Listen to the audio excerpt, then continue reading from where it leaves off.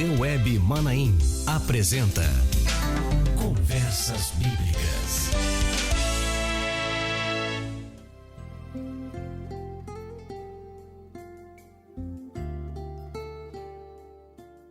Irmãos, a paz do Senhor. Estamos começando mais uma edição do programa Conversas Bíblicas.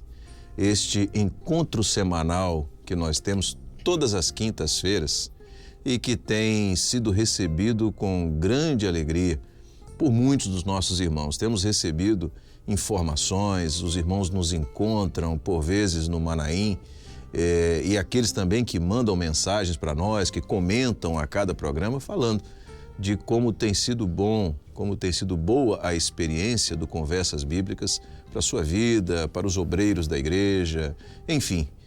O programa Conversas Bíblicas tem esse papel de levar para você o entendimento mais aprofundado daquilo que a palavra nos traz como ensinamento. E para esta edição do programa Conversas Bíblicas, e nessa edição nós vamos abordar o tema Os Recursos da Graça, nós temos como convidado o pastor Gilson Souza. Pastor Gilson, a paz do Senhor, seja bem-vindo ao programa Conversas Bíblicas. A paz do Senhor, pastor Josias, muito obrigado pelo convite, estamos aqui com muita alegria. Alegria nossa, pode ter certeza. Muito bem, e nós vamos direto ao assunto.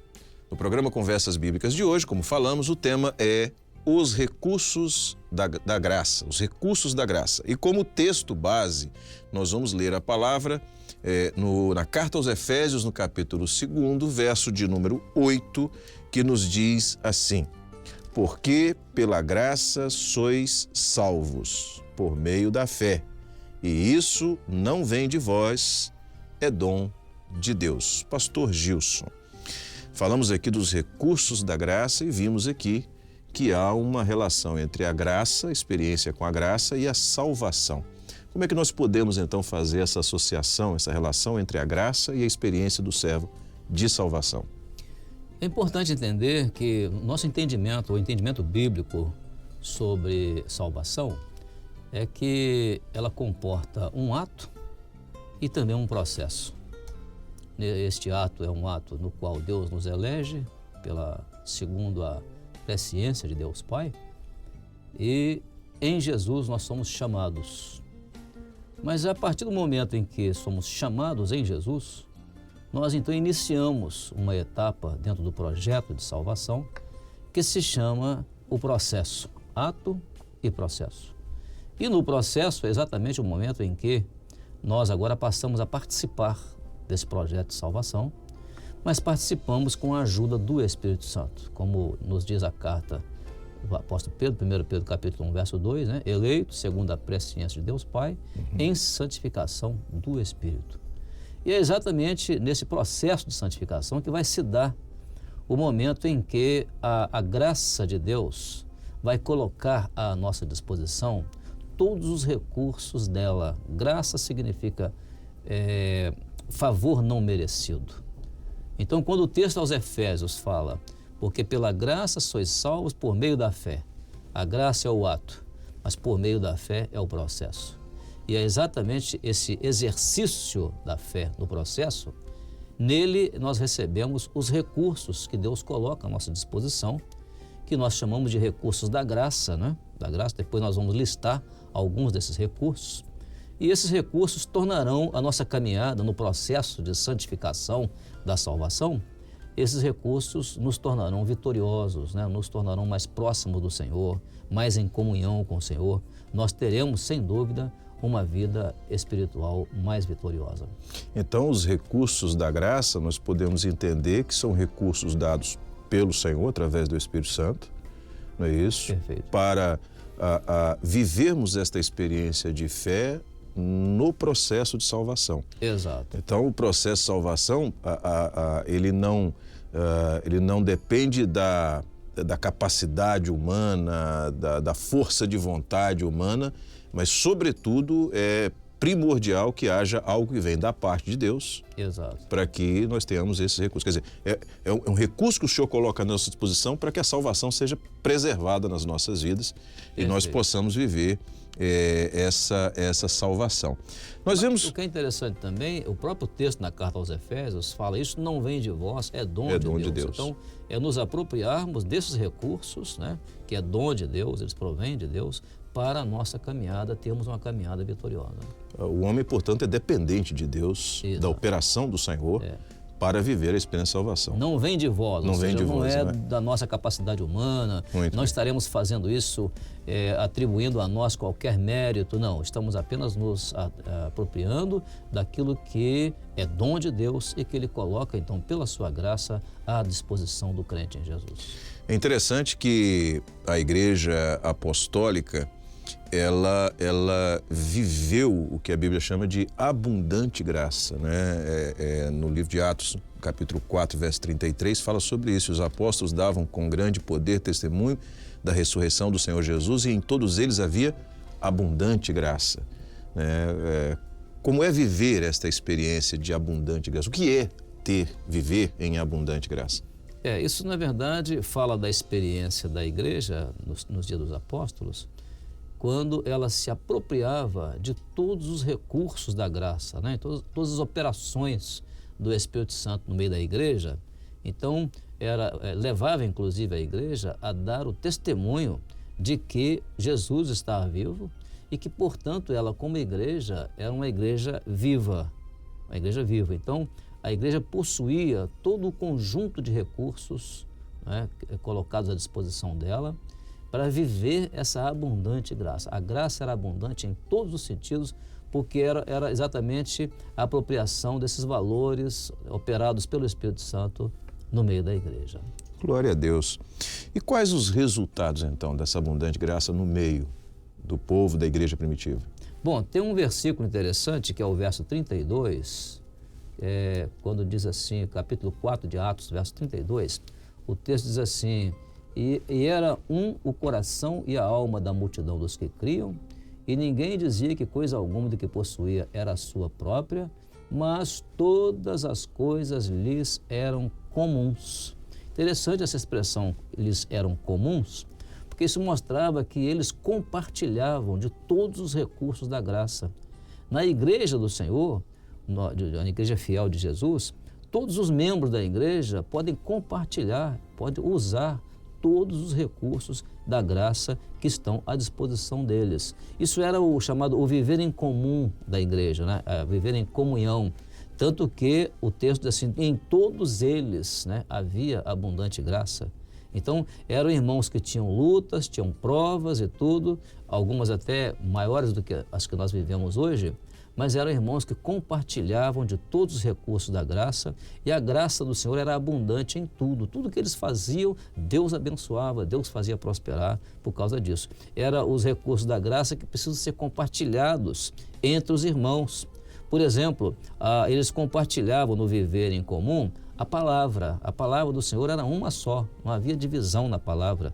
Os dons espirituais, as necessidades uns dos outros, as orações uns pelos outros, as visitas, a assistência aos irmãos, assistência espiritual e também assistência material. Então, em tudo que eles faziam, Deus abençoava de tal forma que havia abundante graça no meio deles. E eles viviam isso absolutamente associado à experiência de comunhão, né? Quer dizer, é muito interessante porque nós vemos que todas as coisas daquilo que vem da parte do Senhor, daquilo que é a direção do Senhor para o servo, elas estão entrelaçadas. Nós estamos falando de fé, nós estamos falando de graça, nós estamos falando de comunhão. Então, há uma associação direta, uma vinculação, uma inter-relação direta entre tudo aquilo que nós estamos vivendo como obra do Espírito Santo de Deus, do ponto de vista daquilo que é a orientação do Senhor, a direção do Senhor para a sua obra, a abundante graça vivida no corpo, é algo muito importante.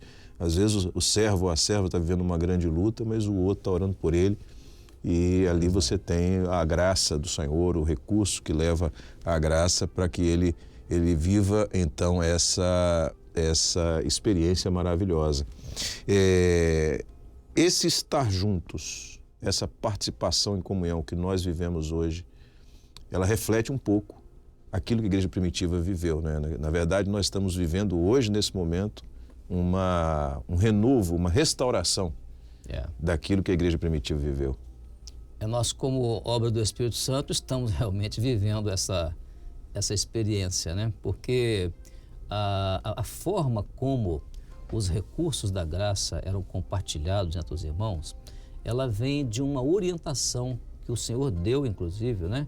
Está lá na carta aos Coríntios, né? 1 aos Coríntios, capítulo 14, verso 26, quando o apóstolo Paulo diz assim: que fareis, pois, irmãos, quando vos ajuntais, né? Ou seja, quando vos reunis, quando a igreja se congregava, né? Cada um de vós tem salmo, tem doutrina, tem revelação, tem língua estranha, né? Tem interpretação, faça-se tudo para edificação. Então eram os ajuntamentos da igreja, era o compartilhamento da igreja reunida fisicamente. Esses ajuntamentos, eles são interessantes porque nesses ajuntamentos, nessas congregações, ou seja, a forma da igreja se reunir, essas coisas que o apóstolo Paulo fala aqui é que garantia a unidade entre eles. Por exemplo, nós podemos ter na igreja ajuntamento para uma festa, para um comes e bebes, podemos, não há nada contra isso. Uma confraternização. Uma confraternização e tudo. Mas o ajuntamento mesmo que nos une não é esse. Esse é parte. Mas o que nos une é quando nós estamos juntos pelo Espírito Santo, compartilhando aquilo que vem de Deus, a graça abundante, né? O dom de Deus ali. Então, por exemplo, quando nossa experiência prática, um grupo vai sair para fazer uma evangelização, não sai todo mundo assim pela rua de qualquer maneira, não. Primeiro eles reúnem, primeiro busca a direção do Senhor, primeiro busca a orientação, o que o Senhor tem para revelar naquela evangelização. Então, esse ajuntamento é que a igreja compartilhava nos dias dos apóstolos, e é o que nós também temos como uma experiência, né? No nosso meio. Você pega, por exemplo, a maneira como nós nos ajuntamos nos cultos, pela mão do Senhor. O Senhor nos une, o Senhor nos dá uma liga, vou usar a palavra liga aqui, né? Que é a comunhão, que nenhuma outra forma nós teríamos essa comunhão, a não ser pela ação do Espírito Santo. Você pega, por exemplo, uma reunião que às vezes a gente faz no próprio presbitério para tratar de assuntos administrativos. A primeira preocupação nossa é um período de oração, aí vem os dons espirituais. Quando nós vamos tratar dos assuntos administrativos, toda aquela primeira reunião já nos assegurou a orientação para tudo que nós queremos. Então esse é o grande segredo desse compartilhamento dos recursos da graça no corpo. Não é um compartilhamento isoladamente, mas é um compartilhamento no corpo, quando estamos juntos, reunidos. Quando vos ajuntais, Paulo diz, cada um tem, né? Tem o quê? Por que tem isso? Porque recebeu do Senhor, né? Não é que ele tem de si mesmo, mas ele tem porque recebeu do Senhor. Não vem de vós, é dom de Deus. Não vem de vós, é dom de Deus, exatamente. Então é interessante que essa abundante graça, quando ela é compartilhada no corpo, ela nutre os membros do corpo. Os membros do corpo são nutridos.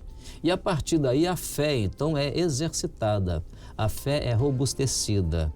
E nós vamos encontrar nesse ajuntamento, no corpo, né, o corpo de Cristo, a igreja, nós vamos encontrar ali um verdadeiro tesouro de riquezas da graça do Senhor, nas respostas às orações, nas direções que o Senhor dá, nos livramentos que o Senhor concede. É um verdadeiro tesouro, uma verdadeira riqueza, né, da graça do Senhor, compartilhada no corpo. Glória a Deus. É por isso, por exemplo, que você pode assistir um culto aqui, em Vila Velha, em Paris, na França, na Bolívia, na Argentina, em qualquer lugar do mundo.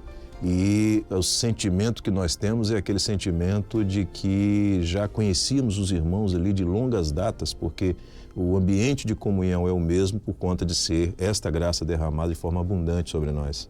Isso, na verdade, eu até tenho um testemunho que aconteceu no dia que nós tivemos aquela ceia, que chamamos ceia mundial, né? Uhum. Nós tivemos aqui revelações que o Senhor deu aqui relacionadas a uma igreja lá do outro lado do mundo, que foi a Coreia do Sul. E quando a revelação chegou lá, eles receberam aquilo à noite. Mas na escola bíblica dominical, lá no horário deles, aquilo já tinha acontecido. E eles ficaram maravilhados. O Senhor ter revelado aqui, uma coisa que nós não sabíamos. E quando eles tomaram conhecimento lá à noite, por causa do fuso horário, né? Porque 11 horas da manhã aqui, eram 11 horas da noite lá. Mas aquilo já tinha acontecido ao meio-dia lá com eles, no meio-dia deles, no horário deles. Então essa abundante graça é aquilo que vem de Deus. Não vem de vós, mas é dom de Deus. Amém. Nós estamos chegando ao final dessa edição do programa Conversas Bíblicas. O tema é muito interessante e há mais ainda que você precisa saber sobre os recursos da graça. É algo que para nós é maravilhoso, termos à nossa disposição esses recursos, vivermos uma experiência de fé, uma experiência com o Senhor através dos recursos da graça. E isso nós vamos tratar na próxima semana. Eu convido você a não perder o próximo programa Conversas Bíblicas. Pastor Gilson, muito obrigado pela sua participação nesse programa de hoje. Estaremos juntos na próxima semana para continuar tratando desse tema. Amém, pastor Josias, muito obrigado. Eu fico muito alegre com isso. Muito bem. Até a próxima semana, próxima quinta-feira ao meio-dia, aqui pela Rádio Manaim, também pelo Facebook da Rádio Manaim e TV Web Manaim. Rádio e TV Web Manaim juntas, anunciando o Evangelho Eterno.